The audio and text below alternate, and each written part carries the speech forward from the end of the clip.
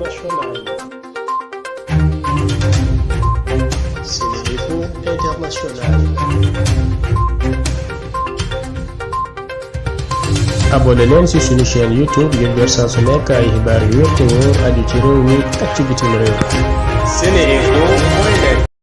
Internautes de SeneInfo.net et SeneInfo International, bonjour et bienvenue au résumé de l'actualité de ce jeudi 10 juin 2021. D'abord, l'actualité nationale.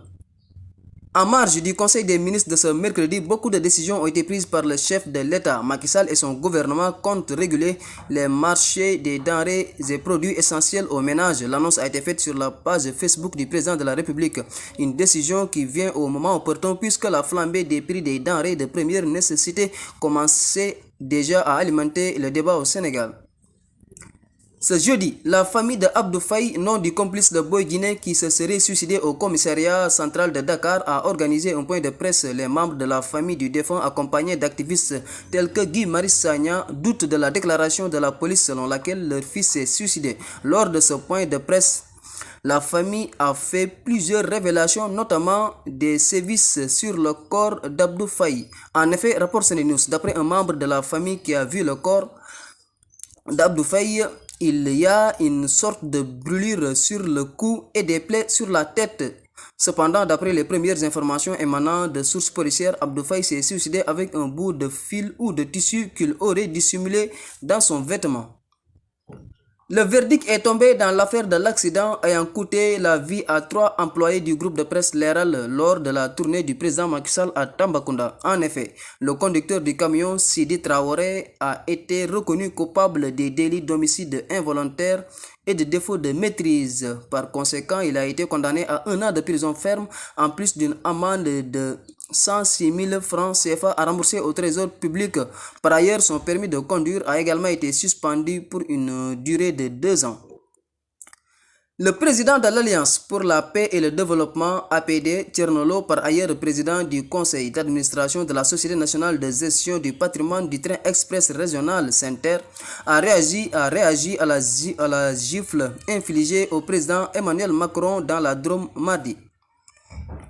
Macron giflé, même si ça peut lui valoir une remontée niveau sondage, l'acte est odieux et mérite d'être dénoncé et sanctionné. Les injures et cette forme de violence contre les institutions ne sont pas à copier car balafrent et tuent la démocratie. Je dénonce, a posté M. Thierno Lo sur sa page Facebook.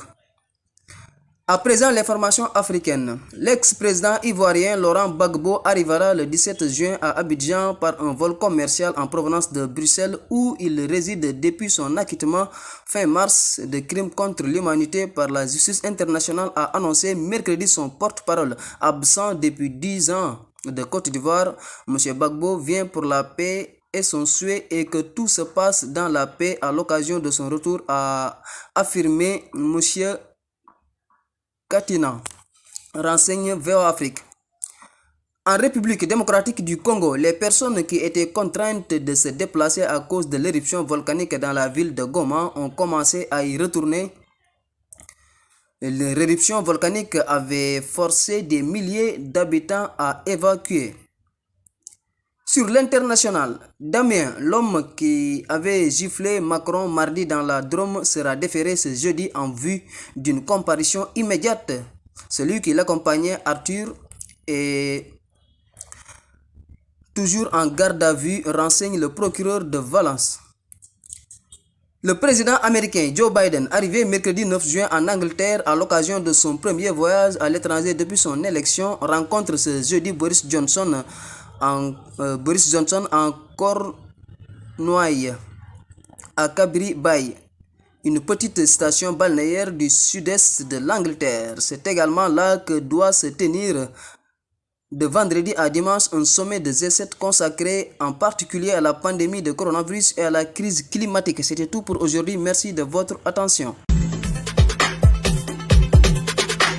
askanu Sénégal ak bitim réew seen groupe d'information bi di Sen Info International ubbil na leen ay buntam ci www.seninfo.net ngir ngeen di mën di am bépp xeetu xibaar ca ba mu jotee ci ay anam yu wóor moo xam xibaaru politique la ci wàllu culture bi cosaan ak aada xibaaru tàggat yaram xibaaru diine ak lépp lu xew ci àdduna bi mën ngeen a abonné wu ci YouTube bu Sen Info International ngir xam li xew ci seen réew ak fépp ci àdduna bi seen groupe d'information Sen Info International ndimbalu askan wi moo ko tax a jóg.